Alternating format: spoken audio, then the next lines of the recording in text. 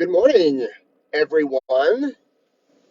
It is, what's our temperature, Jordan?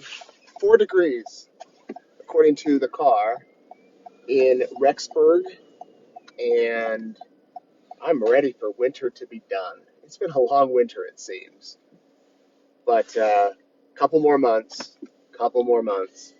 Actually, a couple more months, and we'll probably be in Boise for the Daybell trial. That's the reason why I'm coming on live this morning. Here with Jordan, he's driving. We are on our way to the courthouse in St. Anthony, where we have another hearing this morning for Chad and Lori Daybell. By the way, can you hear me?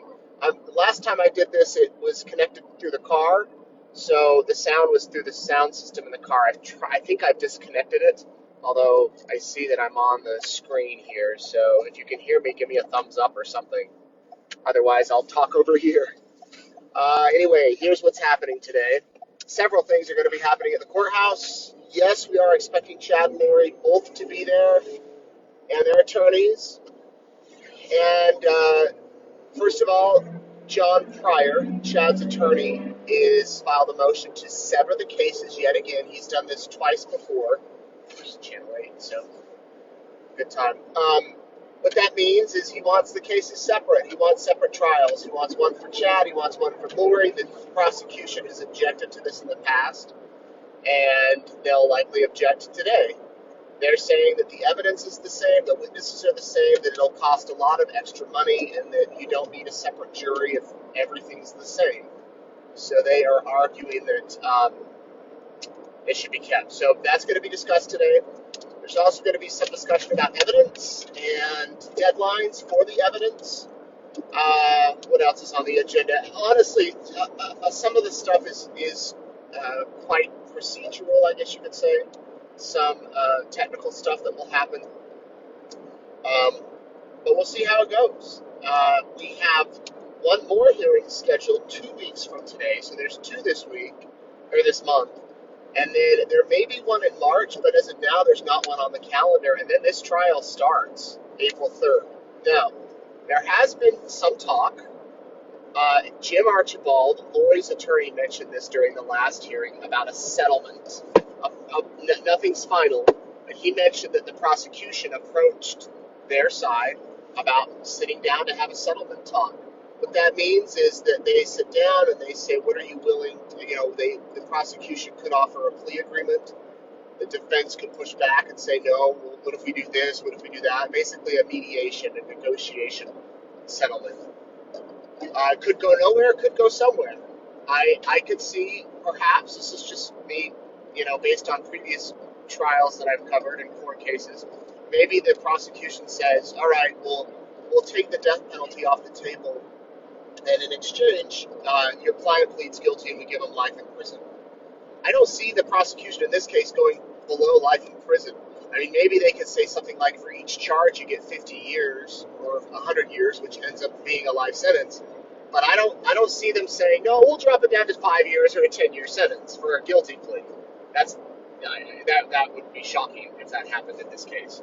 So it might be the fact that prosecution could say, listen, you're spared the death penalty. You're spared years of waiting for that. And in exchange, you plead guilty and you get life in prison because you'll probably be there that long anyway if you are found guilty.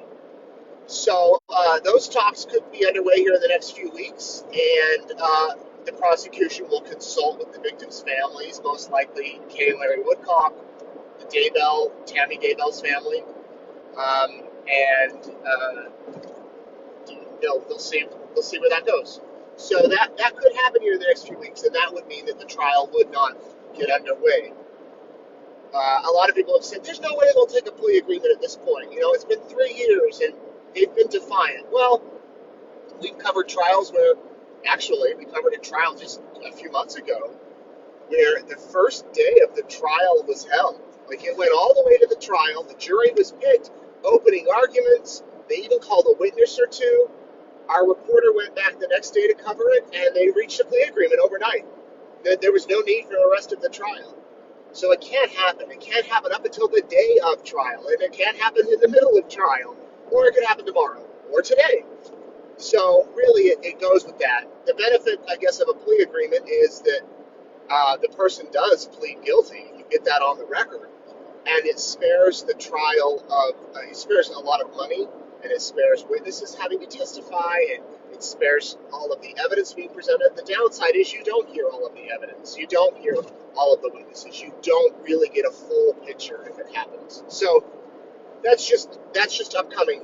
I doubt that will be talked about today. It could be, but I don't know if it will. The main focus of today will be this motion to sever and the talk about the DNA evidence deadline. I believe the prosecution has asked for 2 more weeks on past the deadline of getting the evidence. The defense attorneys, they'll probably push back on that. Lori's mental health, it will also be discussed today.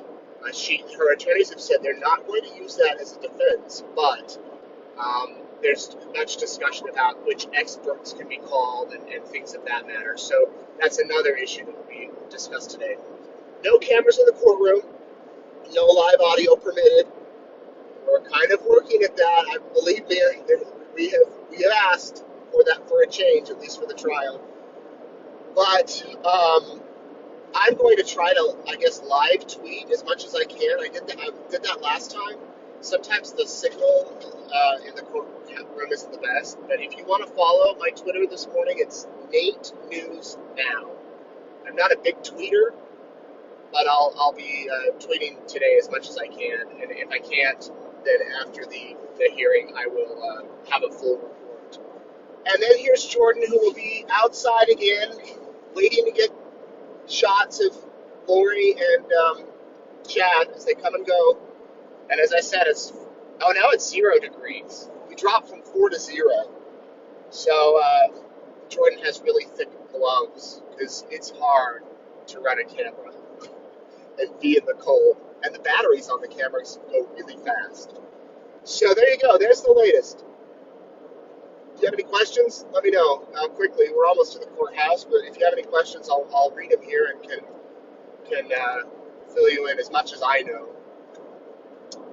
I have, I don't want to say flashbacks, but memories of 3 years ago, starting the end of January, from when we first went to Hawaii to everything that's unfolded.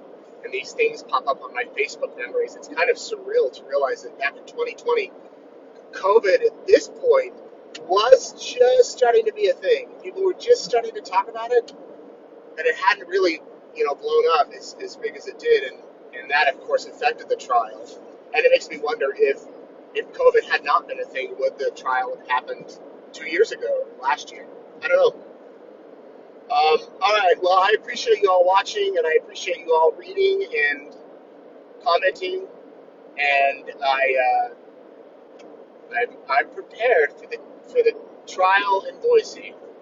I know where I'm staying. If it happens, Jordan will be out there for a few days too, and I'll be out there every day, every single day. It'll happen, and we'll see what the judge allows as far as I don't know if a camera will be allowed back in. We're pushing to have a live audio feed so that you all can listen as it proceeds, but if not, we'll try to get the audio at the end of the day. And I've mentioned before, I've thought about I could probably do a live wrap-up live like this at the end of every day, a little show. I don't know if you all would watch that, but just to give you a recap of what happened. And yeah, there we go. All right, everybody, take care, and we will talk with you later, and I appreciate you watching. Bye-bye.